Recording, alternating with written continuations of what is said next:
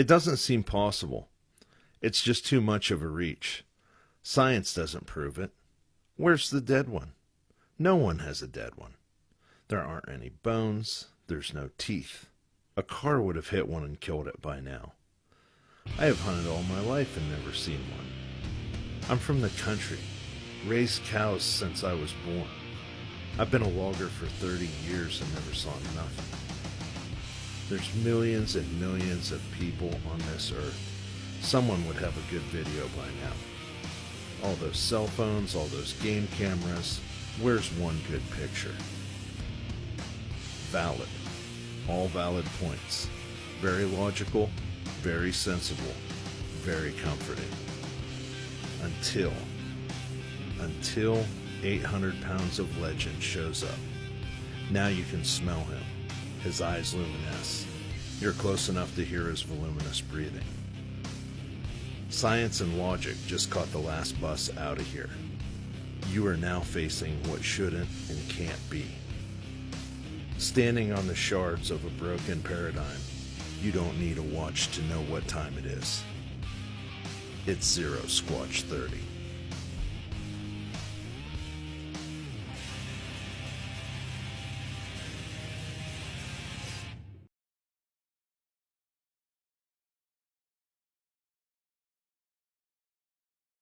This was a while ago. Okay. And I seen that brown head, you know, and I took a second look, it disappeared. And I went on in. Well, Beth says she's seen it too. And it was up over top of this tree, up in the air, 8 feet in the air. I says, well, you know, myself, I know they get that big. So I just blew it off to her. So she kind of ignored it, wouldn't get scared coming in here. And then Saturday night, this happened out there. I heard the shooting here in the trailer. I don't know, it was 9:30, 10 o'clock. I said, Sammy, I said, now you hear that? I said, that's right here in the woods with us. And then here it was. They was trying to scare it away from their house up there. Yeah. I don't think they scared it now. They said it whipped a 6-inch rock out over top of the camper at treetop level into out where they parked the cars by the garage. So I don't know what it, you know, that's just a story that. Oh, I've seen that happen before. I mean, I had like that fly right over my head and land in a swamp one time. So I mean, that's exactly what they'll do is they'll just, you know, wing stuff at you. Had they encountered it before? I don't really know. Well, they said to me yesterday, Tim did it, that they've been being bothered since they put them campers there. Like they put it in its zone of its ground. Now you start into the woods on the backside of them campers, the gas well there they had to remove the gravel from. Pile on this side is the stumps and dirt. They stirred the gravel up, mixed it up with clay, and then they put it all in a big pile there. You can walk up on top of that. You know, it's a big ass pile. And something very well could have dug into the side of that and made a den. Now, you take a bear, it can dig a hole quick. So that, one of them could dig a hole just as quick, I would think. Since I've seen it, like I said, 2 or 3 times back behind my camper when I was staying over here. But I ain't seen it this year. Yeah. But just what they see. I can tell that people are going to start shooting, like, yeah, that's pretty serious. Yeah, that's stupid as hell to take a gun out and try to scare them. Right, I agree with you, but that's still pretty serious. Because they don't know what the hell that gun is. I mean, they're using a pop gun against it, you know. That's something that won't, if it was 300 mag Weatherby, then they'd stand a chance of killing them. Yeah. But a damn... Shoot it in the neck.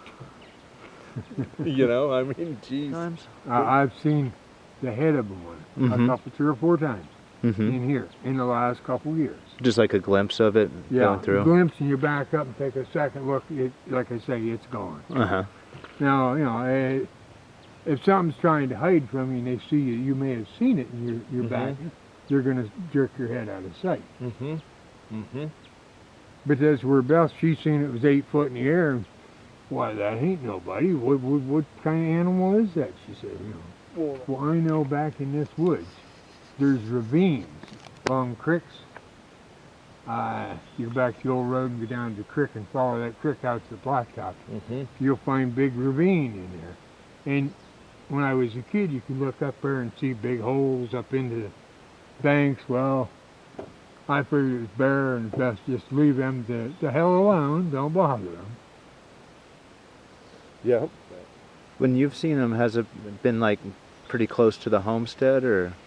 Well, it was carrying groceries and it was about 20 feet or 30 behind the camper where I seen it at one time. And that's where Beth seen it too. Yeah. But it never bothered anything here. Right. I mean, there was a doe back here that had 2 baby fawns. They grew up till about 4th of July and then they disappeared. So if we go out there, we can go behind over there. Yeah, Or- we can go out there. They still let us. Nice. I'll go out with you. Yeah, that's cool. Yeah, that's cool. But I ain't going down to the woods. I mean, Okay, that's all right. After you get started in the woods, I'm going to come back here. Okay. Holy crap, he said, that wasn't a stick that fell out of a tree. Right. He said, it was really loud. And then I was just joking around because I knew he was back here. I said, oh, that's just Bigfoot, And about a minute later, Leroy was coming up over the hill with the lawnmower.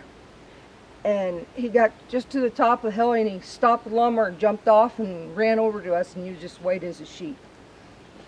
It went through the high weeds here, went right across the yard behind the apple trees, and he seen it. He said it was on all fours. He said that thing was huge. He said it was not a bear, it was not a deer, it was a big brown long furry thing.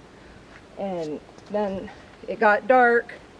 I came down in the camper, my little dog, Angel, he started hitting stuff back here, and it was close to the camper. I And remember he you just- told me that stuff was going on right here. Oh at my the gosh, camper. that big stick right there, he threw it up against the camper because that wasn't there.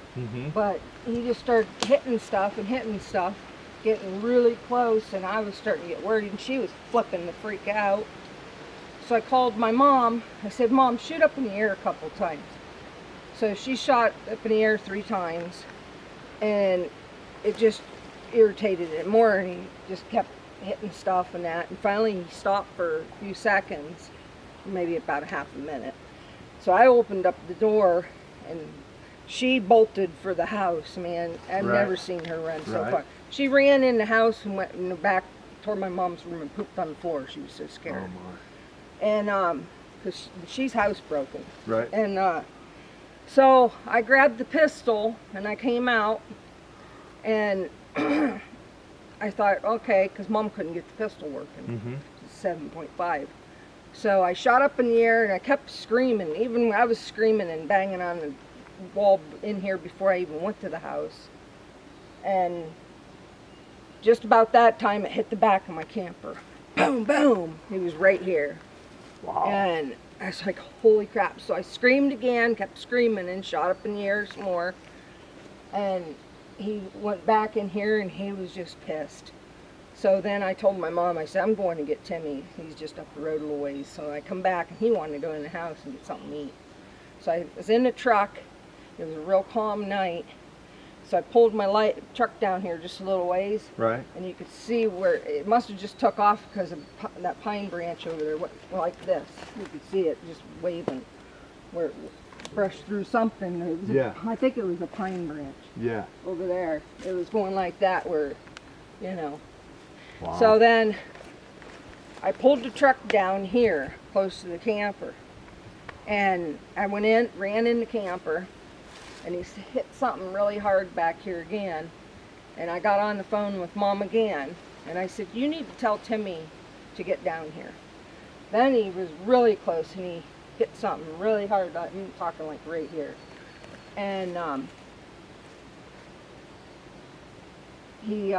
then I was still on the phone with Mom. She's flipping out still again. Right. And then next thing I know, I heard pump right in front of the camper door. And I knew it was a rock because the way it sounded, you know how a rock falls. Right. Pump. And I was like, Mom, you need to tell Timmy to get down here right now. So he came down. He had ran down here and come in, and he just kept pissing around back here, hitting stuff. And so I came by the camper again, and I shot up in the air again and shouted as loud as I could, tell him to get out of here.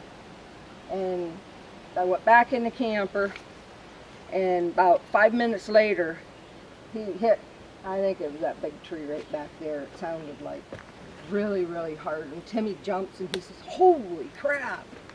And then after that, he calmed down. He just must have left.